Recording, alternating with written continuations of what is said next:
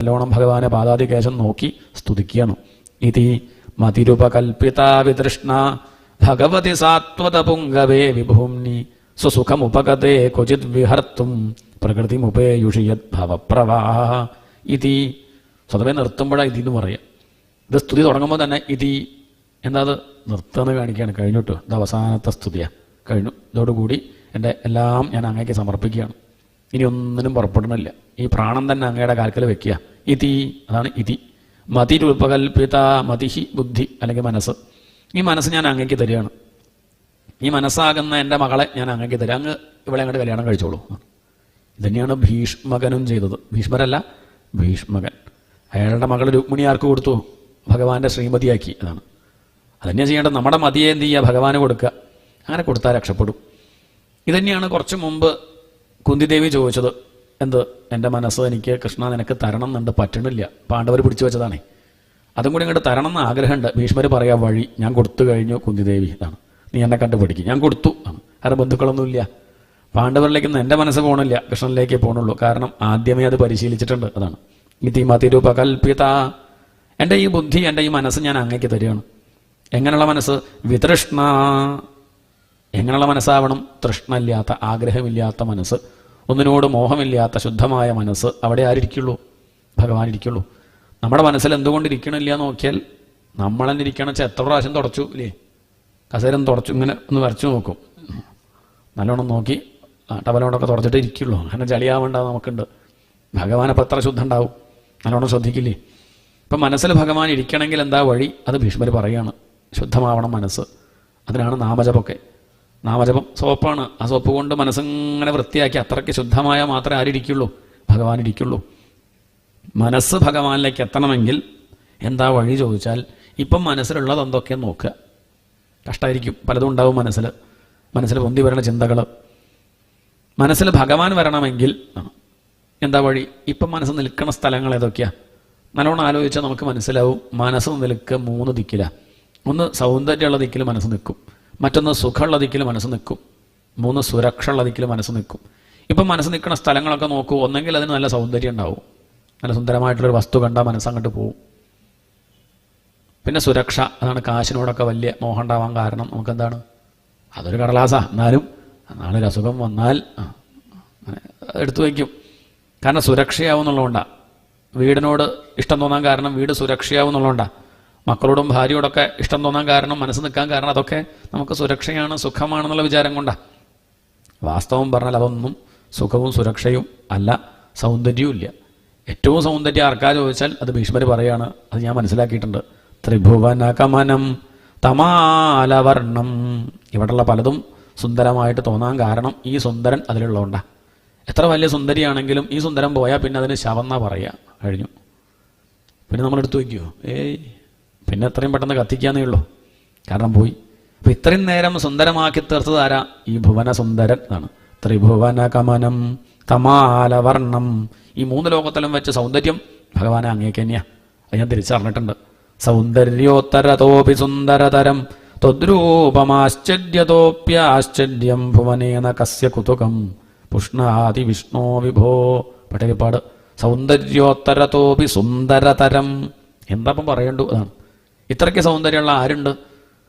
അധരം മധുരം വദനം മധുരം. എന്താ മധുരമല്ലാത്തത്? കണ്ണ് മധുരം, ചെവി മധുരം, ചുണ്ട് മധുരം, നടനം മധുരം, അഖിലം മധുരം. ശർക്കരയുടെ ഏത് ഭാഗ മധുരം എന്ന് ചോദിച്ചാൽ എന്താ പറയുക? ഒക്കെ മധുര. ഇന്ന ദിക്കിൽന്ന് പറയാൻ വയ്യ. ഭഗവാന്റെ ഒപ്പം ഏതാ കേമെന്ന് ചോദിച്ചാൽ പാദം മോശമല്ലേ? അല്ലല്ല. കണ്ണാണോ മോശം? ഒന്നും മോശമല്ല, ഒക്കെ കേമാണ്. എന്ത് ചെയ്താലും ഭംഗിയാണ്. മാനിച്ചാൽ ഭംഗി, മാലാൽ വദന സരസിജം, വാടിയാൽ ഭംഗി, കോപിച്ചാൽ ഭംഗി, കോപിച്ചലറി ലഹള കൂട്ടിയിടിൽ അത്യന്ത ഭംഗി. എന്ത് ചെയ്താലും ഭംഗിയാണ്. ദേഷ്യപ്പെട്ടാൽ ഭംഗി, അലറി വിളിച്ചാൽ ഭംഗി, വയർത്താൽ ഭംഗി, എന്ത് ചെയ്യുമ്പോഴും ഭംഗിയാണ്. അതുകൊണ്ട് ഭഗവാനെ ഏറ്റവും സൗന്ദര്യമുള്ളത് സംശയമില്ല അങ്ങേക്ക് തന്നെയാണ്. ത്രിഭുവനകമനം തമാലവർണം. നീലമേഘ ശ്യാമളനാണ് അങ്ങ്. രവികര ഗൗരവരാംബരം ദധാനേ. മഞ്ഞപ്പട്ട് ചാർത്തിയ ഭഗവാന്റെ രൂപം. വപുരളക കുലാവൃതാനനാബ്ജം. അങ്ങയുടെ ആ അളകം, ആ ചുരുണ്ട മുടി, അതൊക്കെയാണ് എൻ്റെ മനസ്സിൽ നിൽക്കുന്നത്. യുദ്ധക്കളത്തിൽ അങ്ങ് എൻ്റെ മുന്നിൽ അങ്ങനെ നിൽക്കുമ്പം എൻ്റെ ശ്രദ്ധ മുഴുവൻ അങ്ങയിലായിരുന്നു.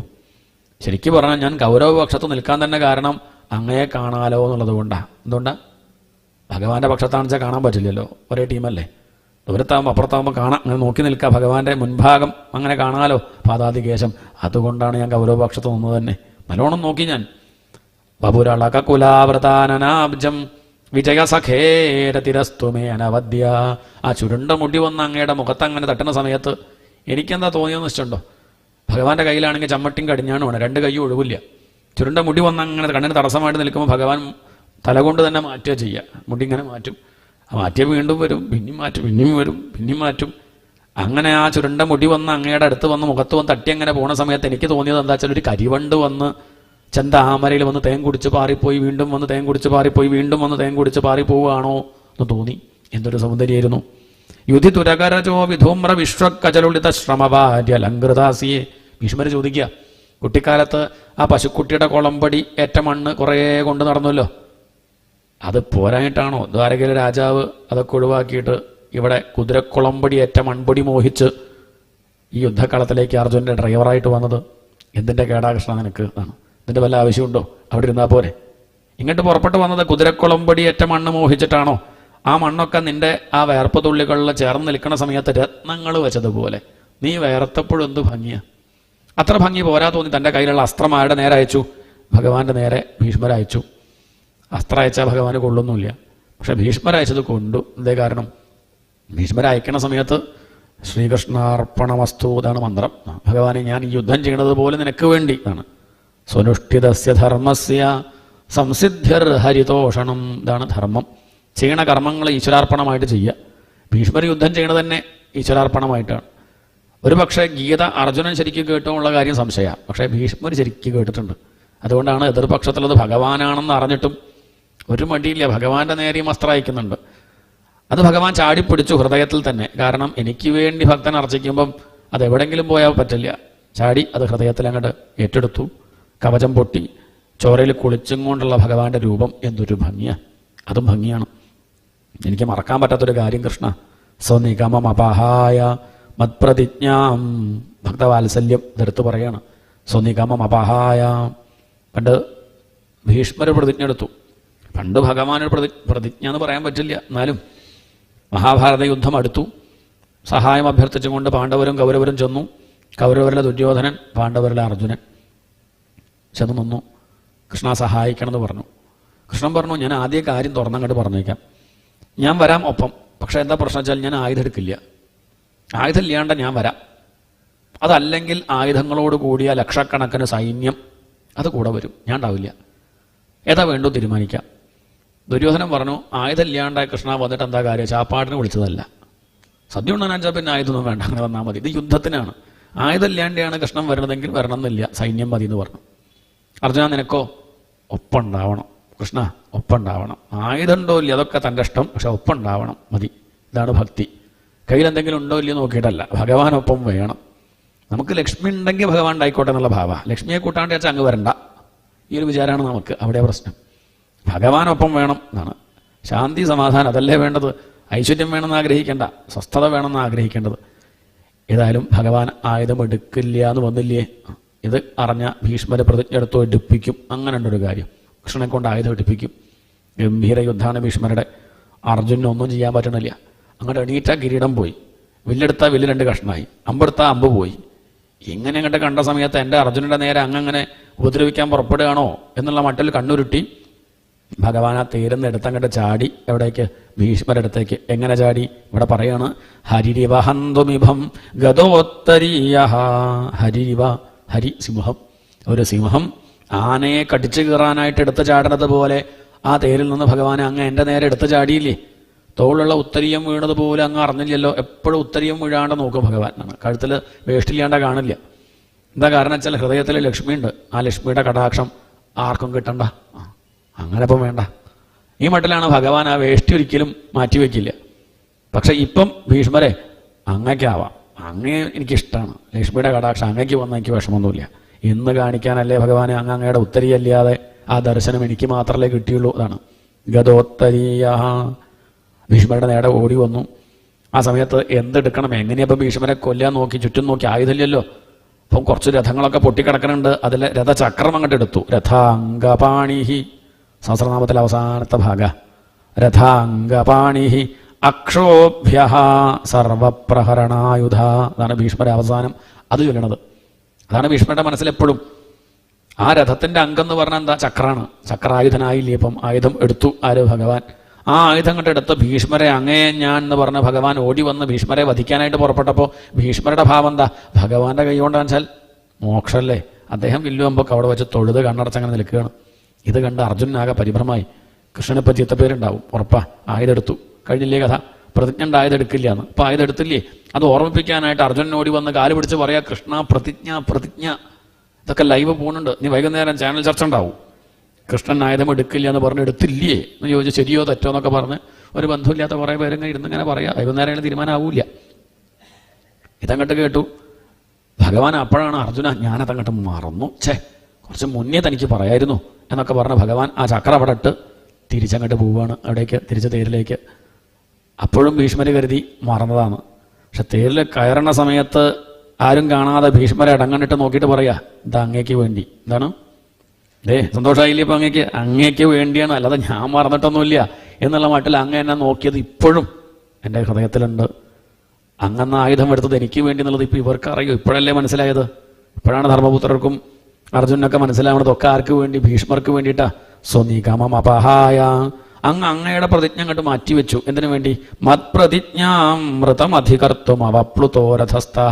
എൻ്റെ പ്രതിജ്ഞ സത്യമാക്കാൻ, ഭക്തന്റെ പ്രതിജ്ഞ സത്യമാക്കാൻ ഭഗവാൻ തൻ്റെ പ്രതിജ്ഞ മാറ്റിവെച്ചു. തന്നെ പറ്റി മോശം പറഞ്ഞാലും ഭഗവാനൊന്നുമില്ല. എന്തൊക്കെ നമ്മൾ പറയുന്നുണ്ട് കൃഷ്ണനെ പറ്റി. കാട്ടുകള്ളാന്നാ വിളിക്കണത് തന്നെ. എല്ലാ പാട്ടിലും അതുണ്ടാവും. കള്ളക്കണ്ണെന്നാ പറയുന്നേ. എന്തോ പറയട്ടെ, ഭഗവാൻ അതൊന്നൊരു വിഷയമല്ല. ഭക്തനെ പറ്റി എങ്ങാനും കള്ളെന്ന് പറഞ്ഞാൽ അത് ഇവരറിയും. അമാനി, ഭഗവാന്റെ പേരെന്നെ അങ്ങനെയാണ്. അമാനി, മാനൊന്നുമില്ല, അഭിമാനം ഒട്ടുമില്ല. അടുത്ത പദം എന്താ? മാനദഹ, മാനം കൊടുക്കുന്നവനാ. ആർക്ക്? ഭക്തന്. ഭക്തനെ പറ്റി മോശം പറയാൻ സമ്മതിക്കില്ല. ഭക്തന്റെ വാക്ക് അത് സത്യമാക്കും. അതാണ് ഭഗവാന്റെ സ്വഭാവം. സ്വനിഗമം അപഹായ, തൻ്റെ പ്രതിജ്ഞ പോലും മാറ്റിവെച്ച് എൻ്റെ പ്രതിജ്ഞ സത്യമാക്കാൻ ഇനി വൈകിയേ പറ്റില്ല. യുദ്ധം കഴിയാറായി. ഭീഷ്മരുടെ പ്രതിജ്ഞ സത്യമാക്കണ്ടേ?